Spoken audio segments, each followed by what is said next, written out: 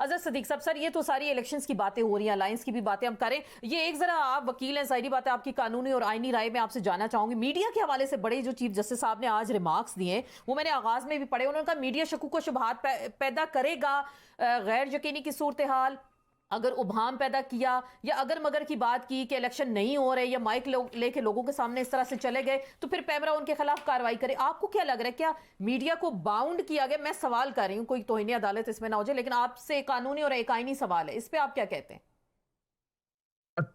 देखिए, एक बड़ी सीधी सी बात है कि आपको पता है कि मुल्क में मार्शल लॉ क्या होता है, डिक्टेटरशिप क्या होती है।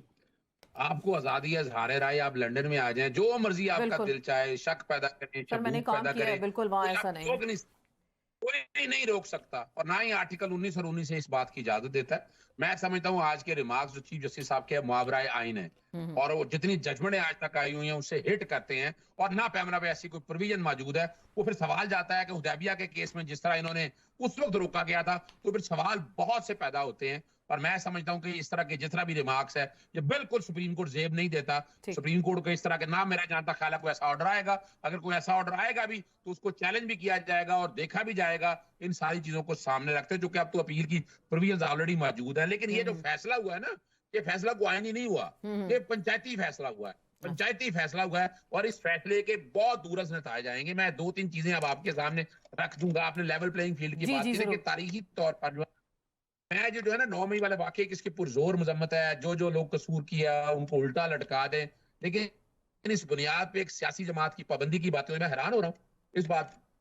और अभी भाई किसी अदालत ने कहा नहीं, अभी ट्रायल को चला नहीं। और अगर पार्टी पे पाबंदी भी लगानी है, आर्टिकल 17 बड़ा क्लियर है, हम्म। वफाकी हुकूमत ने पाबंदी लगानी है, फिर सुप्रीम कोर्ट जाना है। और अभी से, यानी कमाल है, ये ठीक। जमहूरियत है कि आप एक आदमी को बैठकर कहेंगे, इतनी बड़ी सियासी जमात को कहेंगे आना नहीं, भले का निशान नहीं होना, वो आप परेशान ना हो इस हवाले से। ये सही। अब ये जो आप जो बात हो रही है ना, अब का दौर और है। अब फर्क क्या है, अब क्या कभी ऐसे होता था? आप अंदाजा लगाएं, अभी आपने जो बात की है कौन सा में से, और 1000 से ज्यादा जो है ना वो सेनेटर, वजीर, वो अपना एमएनए, एमपीएस है। कितने लोग आ गए हैं? 30-35 लोग आ गए हैं। हम्म। 30-35 जिन्होंने प्रेस कॉन्फ्रेंस करती है, आप समझ जैसे पार्टी खत्म हो गई है। ठीक। ये इंप्रेशन है, ये शक जो बात पैदा किए जा रहे हैं। इसमें कौन बात करेगा? फिर आगे आए हैं क्या, जो जिन्होंने प्रेस कॉन्फ्रेंस की, जिन्होंने आगे मीडिया पे बात की। और ये भी तारीखी तौर पर याद रखें, एक दौर था जब जब जनरल जियाउल था, तो उसके बाद हमने देखा पीपल्स पार्टी पैट्रियट बनी। फिर एक दौर था मुस्लिम लीग नून से मुस्लिम लीग काफ मुस्लिम निकली। काफ ये बनी, पहली दफा पैट्रियट बनी, पीएमएलक्यू बनी।